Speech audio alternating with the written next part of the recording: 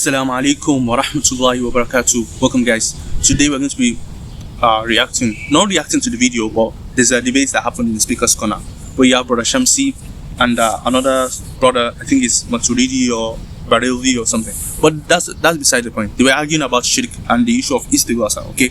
Istighatha and all this tawassul, Shirk, all these things. And I've been talking about this, So I'm going to give you very quick points. I'm not going to waste your time here. We're going to speak about 5 points that might help you understand what's going on here and to see what is actually making more sense. Okay, so the first point I would like to say is that this sort of debate, whoever has the best wit, whoever has the more energy is going to win on the public view. Okay, so in the debate it looks like this guy doesn't know what he's talking about, the Barelvi Sunni guy, and Brother Shamsi is just going all over the place and yeah. Anyway, that's the first one. The second thing is that definitions are important. Please, whoever is engaged in this topic, you need to give a good definition. A good definition is not a definition that doesn't cover all. It has to be a good definition where all instances, no matter where they are covered. But what I've noticed is that the Asharis are looking for what is the essence of Shirk, the essence, the definition of Shirk. Whereas the Salafis, you just focus on Quraysh and they say this is what it is. But anyway, maybe there's a little bit polemical. But anyway, let's go to this point. I checked for the definition of Shirk from the Salafi website and wherever.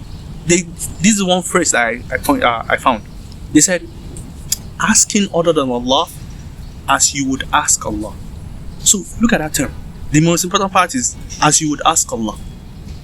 So who believes this? I don't think anybody at least majority of the people that they are saying that they are doing Shirk, they don't do this. They don't ask other beings, created beings, as they would ask Allah. Because how would you ask Allah?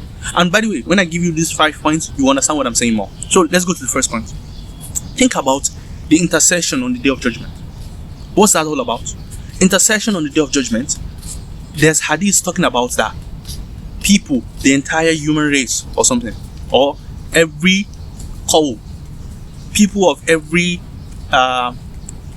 period, they will go to their own prophets and ask them for help. So on the Day of Judgment, we are in trouble, everybody is in trouble, so they will go to their prophets and say, help us. And all the prophets will be saying, we cannot help you, we need help, until they reach the Prophet ﷺ, and then he will intercede for everybody or something like that. There's hadith talking about this. Now, the issue is not what just happened there. I want you to pay attention to it.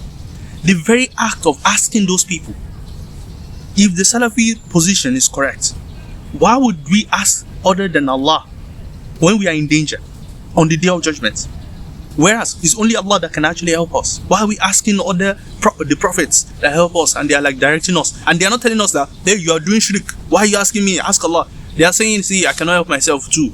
And the Prophet ﷺ eventually say, okay, I will intercede. So the problem is that why didn't anyone complain about that? Why is that not shirk? When you are going around asking other than Allah for help. See, there's more to it than what these people always talk about. Anyway, the second point. See, if you're going to debate the Salafis, I think you should listen to ex-salafis, where the people that have been with Salafiyya and then they left. You need to listen to them because they are the ones that understand what the Salafi position is really about. So I think you should listen to your Dr. Yasir Qadi on this issue. What are his opinion on this particular issue of how he stopped being a Salafi on the issue of Shirk and Istighatha and things like that. You should go and watch that before you go. I'm not saying the Asharis and all those people, they have good arguments, yes. But if you want to debate a Salafi, you need to know what the Salafi, how they think. You need to know the examples that they've given so that you'll be able to address the issue. So Dr. Yasir Qadi, go and watch his video. Let me give you a snippet of what he said in one of his videos. He gave a very good example. He gave the example of Isa alayhi salam, healing the dead, or all those miracles that Isa alayhi salam performed, healing people that are blind. Who does that? Who can heal the dead? Who can raise the dead who can raise the dead? Who can give sight? Is it not Allah? Is it not Allah that does all these things? So Dr. Yasir Qadi gave an example that, imagine the Prophet, it was the time of Isa alayhi salam, and somebody's child just passed away. What is the first reaction he would do? He's looking for Isa alayhi salam to come and help him raise his child.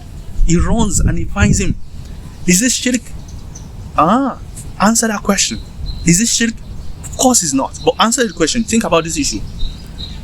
If your son was dead and you need help, Won't you run to Isa alayhi salam that Allah has given that power to be able to raise the dead? Won't you run to him and ask him for help? If you would do that and it's not shirk, how can you then not define shirk in a proper way? So Dr. Ascodi gave other interesting examples, and to me, he addressed the most difficult part of the issue. For example, this kind of example that he gave. Okay, the third one. Asking creation is different from asking Allah. Okay, so in the debate, Dr. Shamsi, Brother Shamsi was saying, asking, doing good deed is ibadah, or asking, is trying to equate asking Allah and asking the creation as if they are the same thing. So this is what I will say you. One is ibadah, one is not. So if I go and ask Isa alayhi salam, for instance, that help me heal my dead, my blind brother, for instance. When I'm asking him, when I say help me, can you help me do this, I'm not doing ibadah. But if I say Allah, help me heal my child that is dead or sick or something, that is ibadah. Do you see the difference? When you direct your worship, wherever you direct your worship to, you will know when you've done it, compared to when you're asking somebody that you believe God, maybe God gave them the power to do it or something like that. I know, but think about this issue.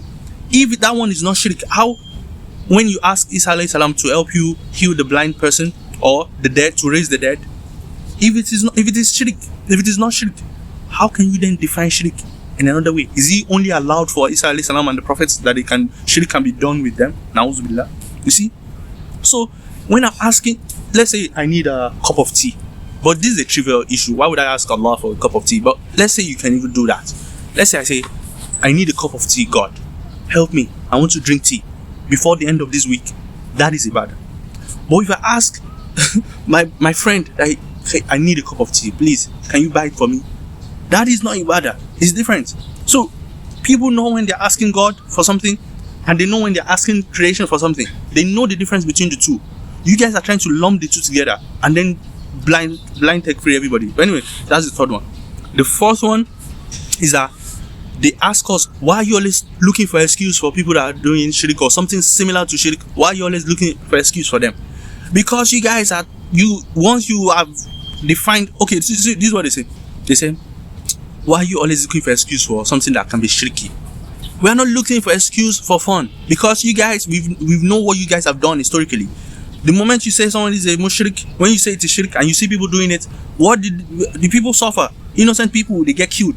So don't ask us that kind of question. This is a very serious issue, and this is exactly the point of Dr. Yasikodi, that he was saying that if you don't address this issue and you continue to say it's a shirk, it's only a matter of time before someone goes and cuts somebody's head, or a group of people rise up and say you are a mushrik, you guys are mushrik, and then kill them. This is what happened historically. So don't act as if we don't know. We know what you guys did to people that you thought they were doing shirk, to Muslims that you consider all of them as mushriks. We know what you did to them. So don't tell us this thing. Why are we looking for excuse? Because this is the problem of definition. The moment you get it wrong, you kind of justify killing people. Okay, let me just move on from that. The fifth point is that Christians actually do pray to Isa alayhi salam. Okay, so they bring up in the debate. Shamsi brought up the video that the point is that, what about the Christians? So how would you tell a Christian that is worshipping Isa alayhi salam, how will you tell him he's a mushrik when you actually do the same thing? No, we don't do the same thing. We don't do the same thing. It's because you don't understand Christianity. You've not studied it. You're just focusing on the Quraysh. You don't understand what the Christians actually do. There's a difference between the Trinitarians and the non-Trinitarians with regards to this issue, and I've pointed it out in one of my videos. The Trinitarians actually believe that Isa alayhi salam is Allah. The Trinitarian stuff, they believe when they are worshipping Jesus, they are not worshipping him because they think he doesn't have power, or they are worshipping as they would Allah. When they are worshipping Isa alayhi salam and the Holy Spirit, they are directing worship to them as they would to Allah, because they believe they are literally Allah. The Trinitarians, they believe they are co-equal, co-eternal, co-everything, literally. But the non-Trinitarians don't believe this. Okay? Since they don't believe that, they cannot be considered mushrik like the Trinitarians. But do you understand this issue? You don't. You've never thought about it like that. So Christians do actually pray to Isa alayhi salam and his ibadah, as ibadah. Not just asking him to ask Allah for help. No, they do pray to him. That's why they are mushrik. Not because that they are asking him for help. They're asking him for help as they would Allah. That's their issue. Muslims don't do that. Majority of the Muslims that you're attacking, they don't do that. So that's the last point, guys. Let me see what you guys think in the comment section. These 5 points I have pointed out, address them. Let me see what you think on these issues, and put your comments in the comment section. See you guys later. Wassalamu alaikum wa rahmatullahi wa barakatuh.